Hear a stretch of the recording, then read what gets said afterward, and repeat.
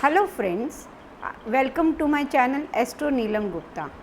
आज हम सीखने वाले इंदु लग्न के बारे में। ये बहुत ही इम्पॉर्टेंट लग्न है एस्ट्रोलॉजी के पॉइंट ऑफ व्यू से।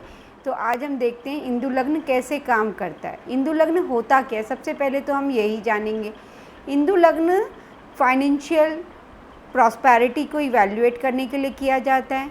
यहाँ पर हम टाइमिंग करते हैं कि वेल्थ कब एक्यूमुलेट, अब कई आपके पास आएंगे कि वेल्थ कब मिलेगी, कब मुझे वेल्थ मिलेगी। तो हम इसको वेल्थ के लिए मेनली इंदु लग्न को हम देखते हैं कि फाइनेंशियल हमारी ग्रोथ कब होगी, इसको टाइमिंग करने के लिए किया जाता है।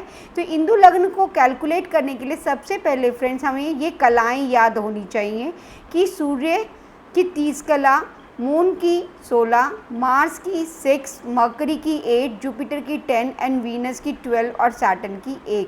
ये कलाएँ हैं। पहले तो हम इस वीडियो में इंदु लग्न को कैलकुलेट करना सीखेंगे और फिर हम देखेंगे कैसे इसका एनालिसिस किया जाता है। तो फ्रेंड्स यहाँ पर आप देखेंगे, ये मैंने एक कुंडली ली है वर्गो लग्न की। यहाँ पर आप देखेंगे सबसे पहले लग्न से 9th हाउस, लग्न से 9th हाउस में आप देखेंगे वीनस यहाँ पर इसका नाइन्थ लॉर्ड है। ठीक है, तो उसकी कलाएं हमने देखा, वीनस को कितनी मिली हुई है 12, तो हमने यहाँ 12 ले लिया। अब यहाँ पर आप देखेंगे चंद्रमा से 9th हाउस, चंद्रमा इसका कहाँ बैठा है, this is in 3rd house.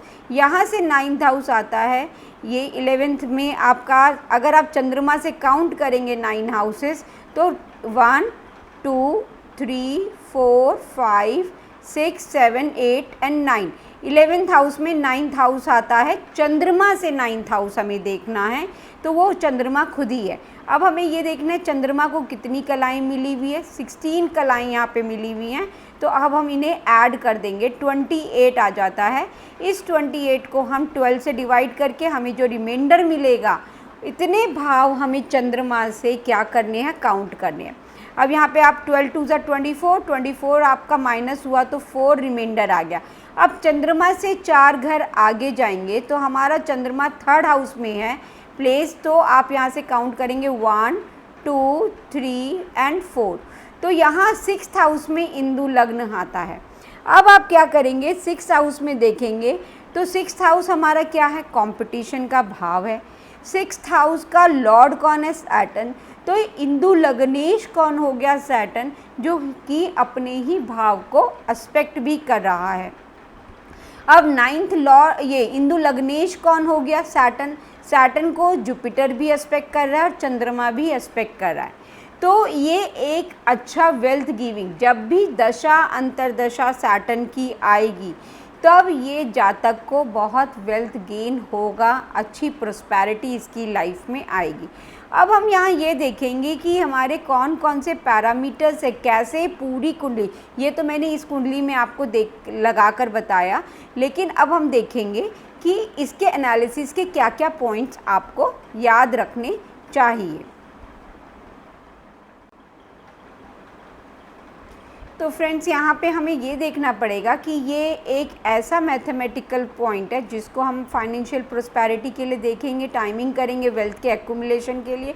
तो सबसे पहले हमें देखना चाहिए कि हम placement of natural benefic planet, जैसे कि हमारे नेचुरल बेनिफिक प्लैनेट क्या हो गए, जुपिटर, वीनस, मरकरी, मून।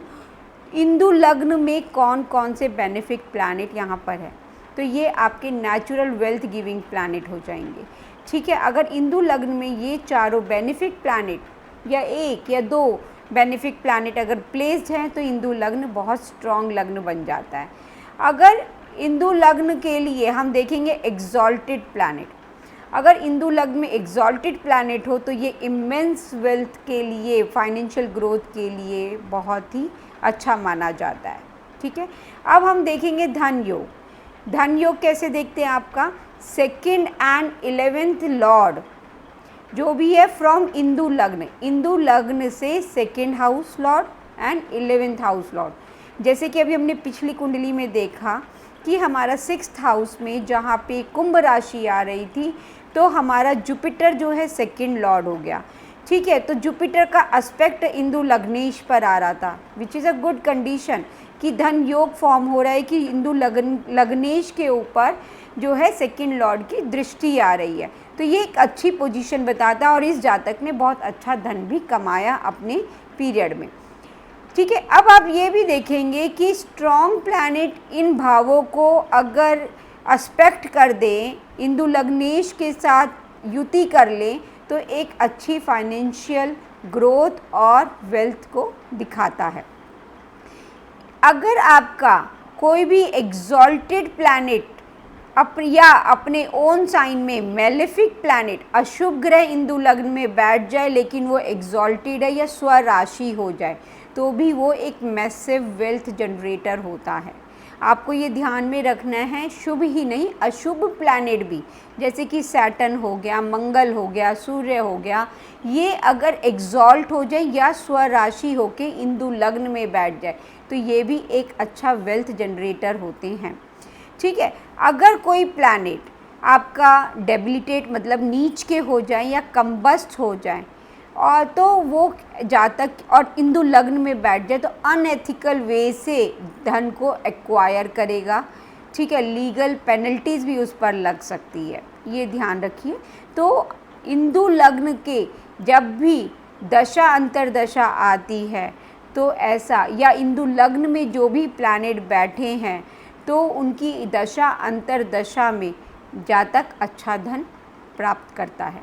तो आज की वीडियो में हमने सीखा धन से बनते हुए योग, कि आपको फाइनेंशियल प्रोस्पेरिटी कैसे मिलती है और आपकी धन एक्यूमुलेशन का पीरियड कैसे आप देखेंगे। तो ये हम इंदु लग्न से देख सकते हैं। आप भी अपनी अपनी कुंडली में लगाइए कि आपका इंदु लग्न कहाँ बनता है और आपके वो धन एक्यूमुलेट करने का धन योग कब बन रहा है, तो आप उस पर आप अपना काम कर सकते हैं। ठीक है। मिलते हैं नेक्स्ट वीडियो में। अगर आपने मेरे चैनल को सब्सक्राइब ना किया हो तो सब्सक्राइब कर ले और मेरी वीडियो को लाइक शेयर करना बिल्कुल ना भूलें। मिलते हैं नेक्स्ट वीडियो में। Thank you.